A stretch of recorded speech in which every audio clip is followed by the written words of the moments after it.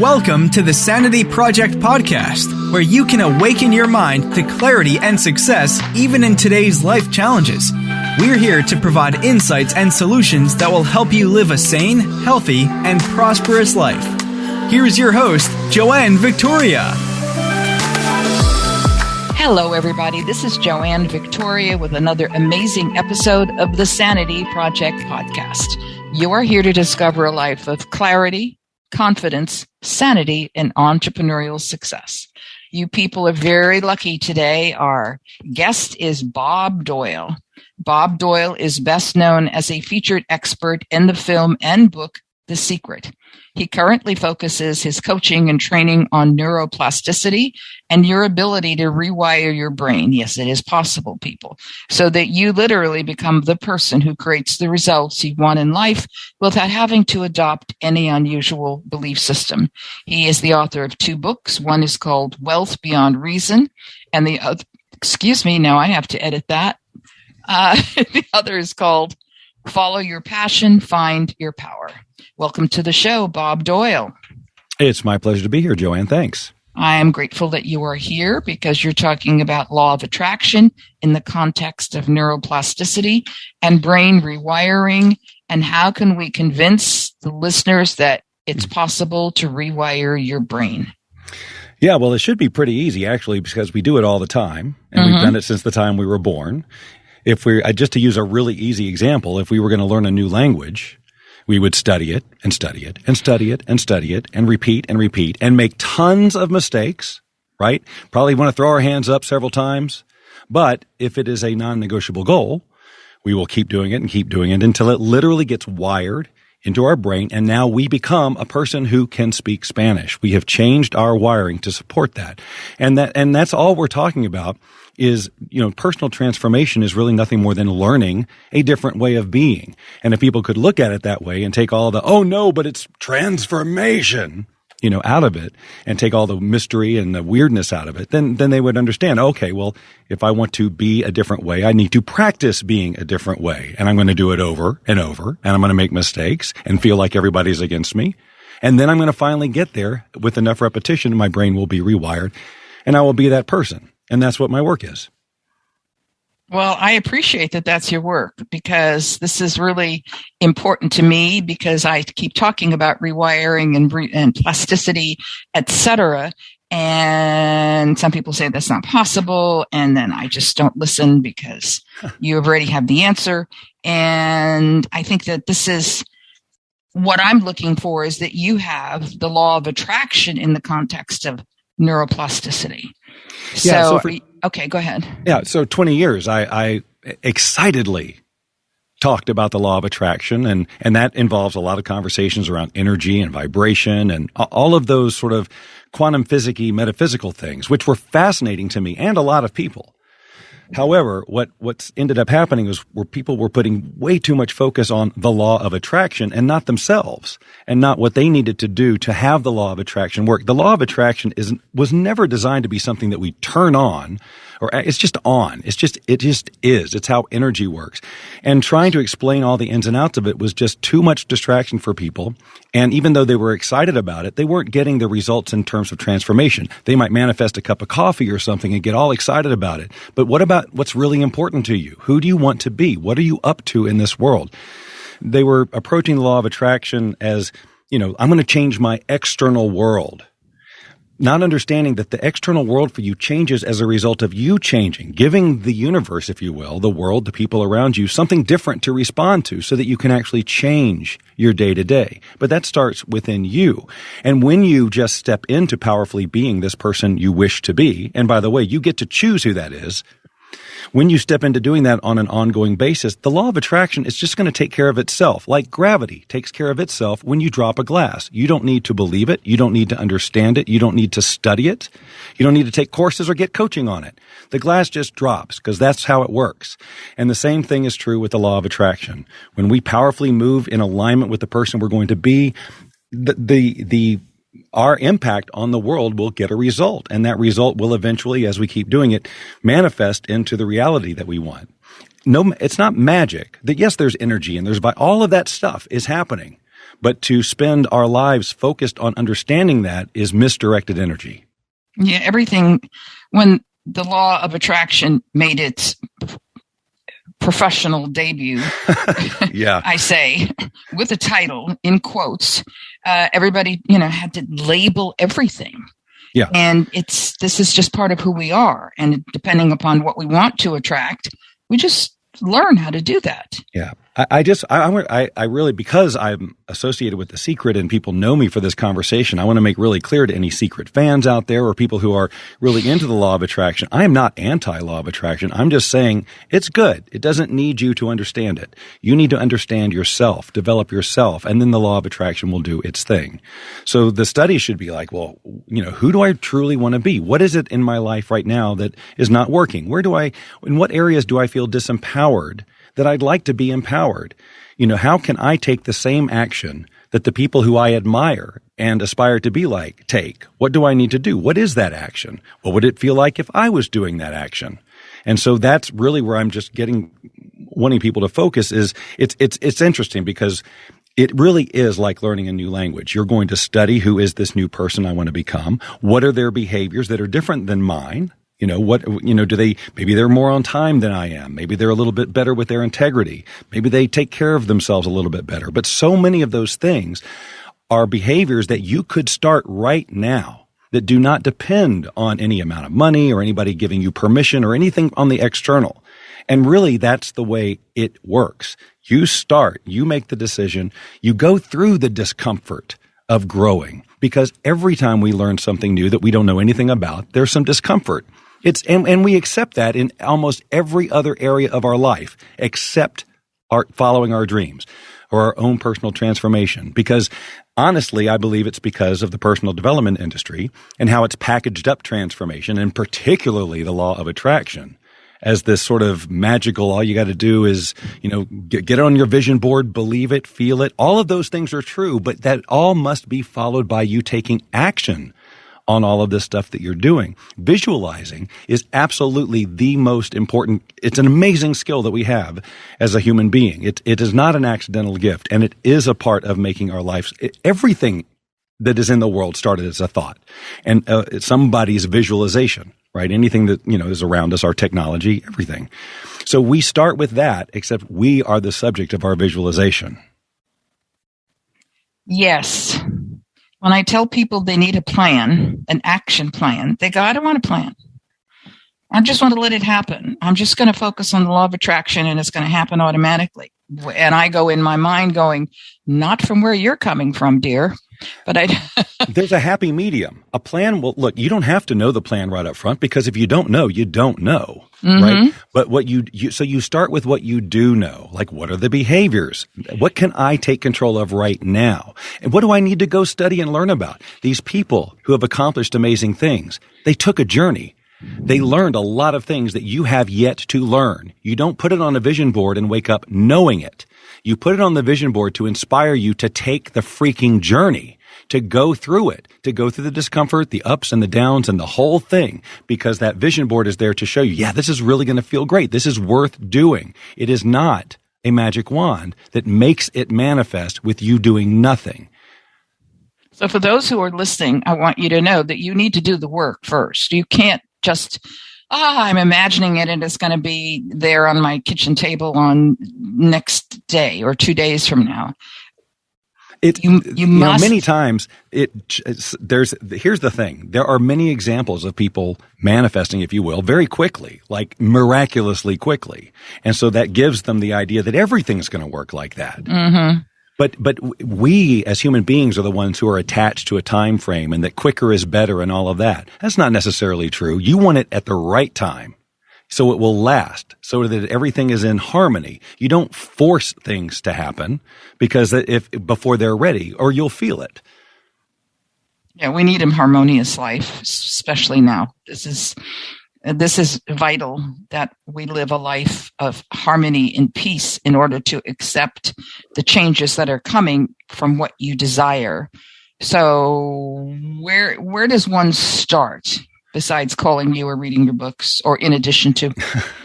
Well, for identifying what it is they want to change. I mean, if they start with their goal, or if they have a vision of who they'd like to be, and if they don't even have that, then okay, what do you want? You can start with the external stuff, but you want to see yourself in that. Who am I being to support this lifestyle?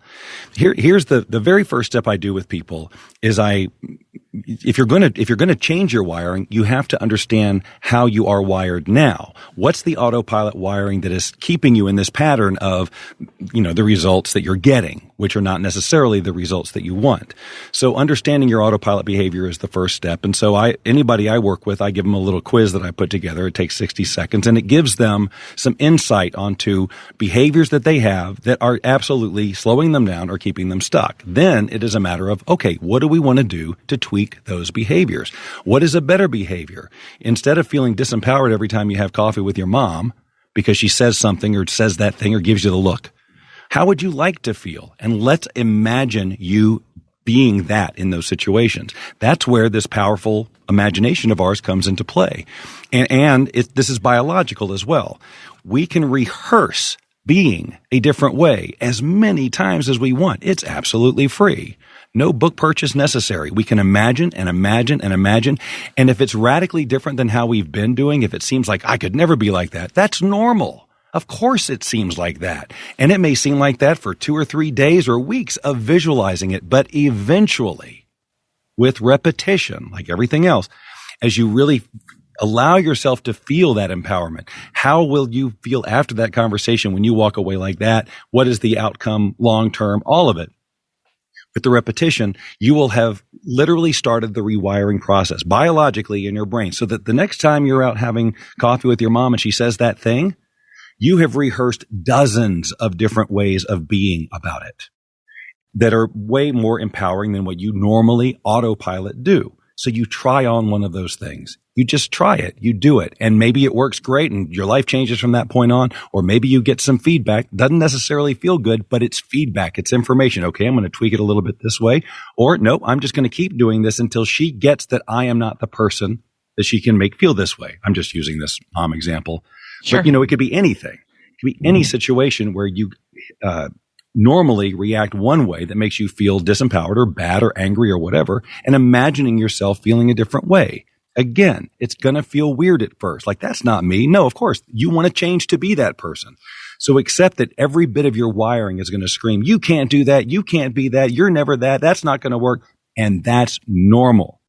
But a lot of people, especially like if they're in the law of attraction conversation or a certain aspect of it, go, well, no, I need to be in flow. It just needs to feel good. And so they wait and wait. And so instead of taking a day to see a result in their life, it'll take weeks or months or even years. I've been following the law of attraction for decades. And one of these days, it's like that is not productive. The law, you can still be all in love with the law of attraction, but you have to understand your role in it. It is not the universe and you. You are a part of the universe. You're not separated from it. That's an illusion. So you're part of the action taking of this whole manifestation process. And again, you do things all day long. You're in action all day long, and you don't think twice about it and say, no, I'm just going to sit here and wait to go make my coffee. You get upstairs, you go downstairs, and you make your coffee. You don't wait for the universe to manifest a cup of coffee in front of you. So again, it's just how we treat this whole conversation of our personal development or transformation differently than we treat every other aspect of our life and go, why isn't it working? Why isn't it working? Because you're not getting up and making your coffee. And there is no it. It doesn't work, right? It doesn't work. It's you that needs to work, and it needs to understand not to be attached to outcomes from something that is created by man. I can't even describe what I would say about the law of attraction. I have a love-hate relationship with it myself because of what you just said. There's high expectations if you do nothing, and that doesn't even make any sense to me. But and again, what you're talking about here isn't really the law of attraction. It's the law of attraction all packaged up as it's been presented. Right. It's the law of attraction that everybody wants to talk about and have magical and all that stuff about it. It's no less awesome. It's no less awesome. It's just that you just need to do a little bit more, and it doesn't have to be a bad thing. The action you take doesn't have to suck, right? It just is. You're developing yourself, and with the growth comes the discomfort of all growth. It happens. Everything you learn, there's that little curve of like, ooh, I don't know what I'm doing here. This feels a little weird. But again, if it's non-negotiable, you'll do it. But if it's negotiable, this is the thing I tell. This is like step one of your goals. If you come to me with a big goal and a dream or whatever, you got to tell me why it's non-negotiable. Because if you're just namby-pamby, it would be kind of nice. Then every bit of your wiring, as soon as it gets uncomfortable, is going to say, you don't need this. This isn't going to work. This is back to square one. Let's try another coach. Let's try another program. Let's try another book. Something that doesn't make me feel so uncomfortable. But if you're going to grow, that discomfort's going to be there. No kidding. I hope our listeners realize that there is discomfort in growing, because you're coming out of, each time you look at another step you want to take, you're coming out of the womb again. And that was not happy, fun time. Right. But again, how you frame that in your mind is a choice. You either go, oh, this is so hard. This is miserable. This is taking so long. Or it just simply is. It's just part of the process. And you can celebrate every quote unquote failure as more feedback, more information that you need to get where you're going to go. But again, when it comes to, if it's negotiable, you'll wait 3-5 failures maybe, or whatever you want to call those failures, that feedback, and you go, oh, that's it. The universe doesn't want it for me, or I got to move on to the other thing. But if it's non-negotiable, you're not counting. You're just doing it until you get it. Yep. I'm just, you're speaking words, and my mind is going all of the things that I personally, who else, have lived through and obviously survived and thrived in most instances. But I had to do what you're saying. I had to make things non-negotiable, whatever they were, and there's boatloads of them, non-negotiable. And once you make something non-negotiable, you're in. You're in. If you're not committed to that extent, you're wasting your time, I think. I agree. Because you are going to spend a lot of time waiting for the magic to happen, or if it's going to happen, it's got to happen this way, or it's not going to happen. And people throw away all sorts of dreams. They stop way too soon. Way too soon. They have to, if people could just really literally remember this is all logic. I love logic. I love logic. I love efficiency. I love all that stuff. It's logical. If there's somebody who inspires you, you have to remember that they took the journey. They didn't wake up there. They went through, and they may have gone through stuff you wouldn't ever want to go through or be willing to go through, given the choice. Even if they said, you'll get there, but you got to go through this, you'd be like, no way. Right? Yeah. If you're making it conditional, that's negotiable. If it's non-negotiable, you go, whatever I got to do, I got to get there. Yeah, and the reward will be so much sweeter. I have prospects who say, is there a quick way to do that? And I go, no, you have to live through it. Well, I don't want to do that. Then we can't work together. I mean, I'm quick at firing people if I can't reframe them or help them reframe their own thoughts. But because it's like, I don't have time for that. Yeah, no, it's true. And as a coach, I have learned to appreciate that more and more. And ever since changing my focus from getting people to understand all the ins and outs of the law of attraction to this, I mean, it's so much more effective. It's so much faster. And no one's throwing out the law of attraction and going, oh, that's a bunch of BS. They understand it better. They understand that it's not this magical wand that you turn on. It's just a force of nature, and it's going to respond to what we're doing. We don't need to focus on it. We need to focus on us and making simple decisions. These little changes in behavior. You don't have to do everything overnight. You start with one thing. And that one thing, when you see that you can change this one thing, then you see, oh, wow, I can change anything, really. And you just keep going. So a first step for our listeners would be that when they have created a goal or a vision, or as you said a few minutes ago, they have to decide whether it's negotiable or non-negotiable. That's the first step. Yes? I would say so, yes, because they're in for a journey. If it's a big thing, I mean, if it's a really big thing like that, really big change, then yes, it has to be non-negotiable. And then they have to understand who am I not being in order to have that? What do I need to be doing to maintain this goal? And what are the behaviors? It comes down to behaviors, because our behaviors are our action, which is what gets the results in the world. We don't get the results in the world by staring at the vision board. We get the results by letting the vision board inspire us into action with a person or a thing that can get another reaction so that things can move forward. So, okay. So I'm trying to simplify it Sure. so that I can reframe for our listeners. Well, first of all, I have to remind our listeners, because I do this every time. I think I've done this every time, is to re-listen to this podcast because it's filled with content that you have not remembered every word of. It's in your essence, but you need to hear it again and take a pen and paper, pen. You need to have that connection to your brain. So when you listen to this, write down things that you forgot. Write down things that you remembered, because there's a whole masterclass within this past 20 minutes that Bob Doyle has given to you. So look at what's negotiable in your life. You know, if you're going out to dinner, it doesn't matter what restaurant it is, that's negotiable.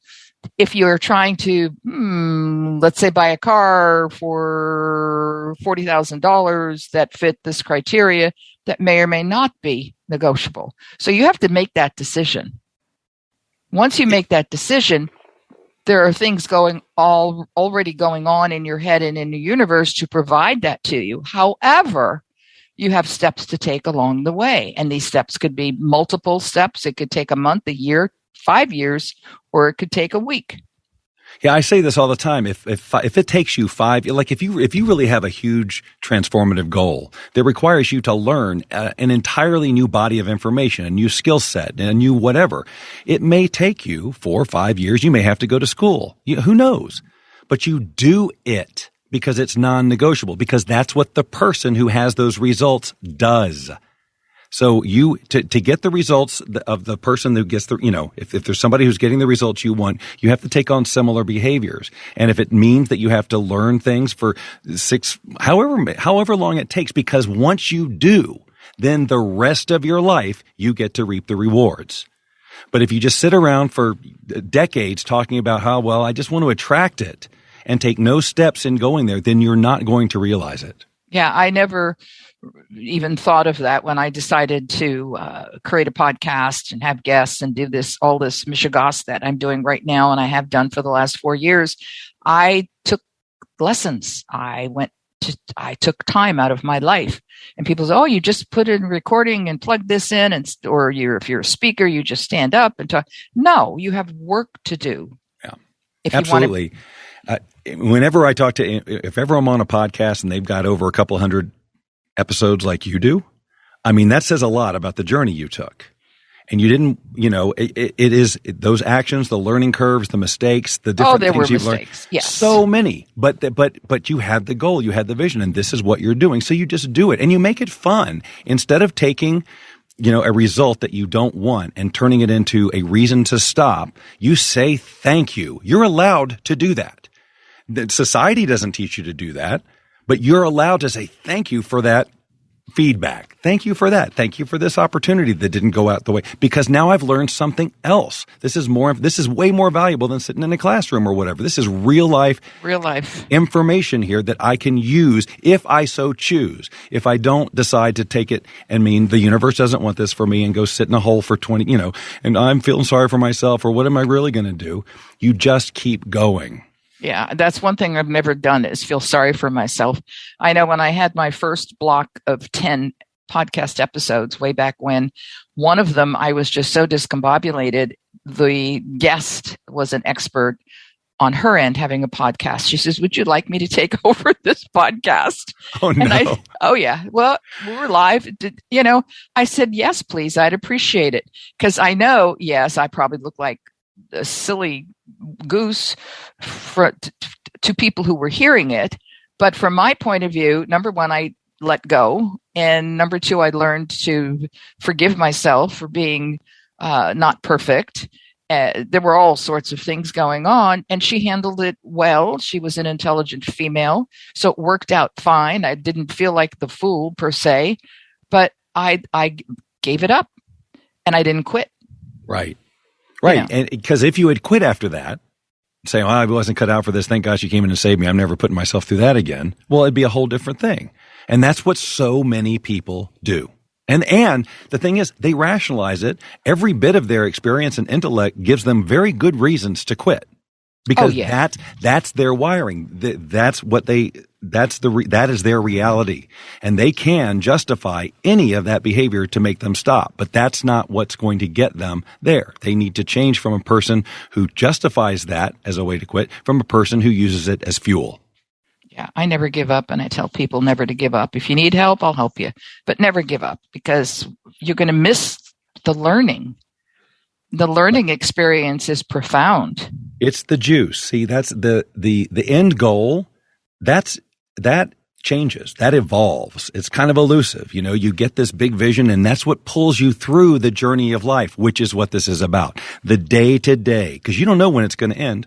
So you want to enjoy and be enriched by every day of the journey towards that goal. And you will very often find, especially as you get more and more empowered and you see more and more possibility for yourself, that original goal probably wasn't big enough or wasn't quite it. And it evolves into something else. But a lot of times people get attached to that goal, and they won't allow themselves to branch off or, go where they're actually being led to have the most fulfilling life experience. So it's really about being able to be fluid with the journey to get to, and using the goal as what's pulling you through, but not being attached to it. Because once you get there, you're going to want something else. Hopefully. Yeah, hopefully, yes. But if you've done this kind of work to get there, then you're going to understand a lot more about your unlimited potential. And so you will naturally think bigger and say, okay, great, what's next? So, Bob Doyle, thank you for being here today. Do you have any final words for our listeners besides me putting out your website address where they can find you? Mostly, if you are a human being with a human brain, then everything that we've talked about today applies to you and will work for you. It is how the brain works. Neuroplasticity, the ability for us to change our brain, never leaves us. Now, in the beginning of life, we're really plastic, and maybe not as plastic as we move forward, but we can always learn something new. We can always change our brain, so it's never too late to start.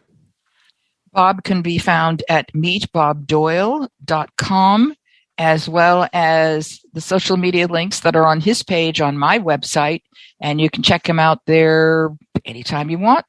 If you have a question, if you have a response to anything he has on Instagram, Facebook, and Twitter, go for it. I want to thank you for being here today, Bob Doyle, and I really appreciate your insights, your intelligence, your practicality, because the way you presented this opportunity for brain plasticity, neuroplasticity, is, in my opinion, practical.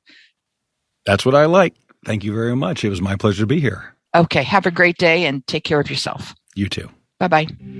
I hope you enjoyed this episode of the Sanity Project podcast. Please go to AskJoanneVictoria.com to listen to more podcasts. Check out Joanne's coaching programs and get a free copy of her report, 5 Steps to Achieve Life-Work Harmony. That's AskJoanneVictoria.com. Take care, and thanks for being here.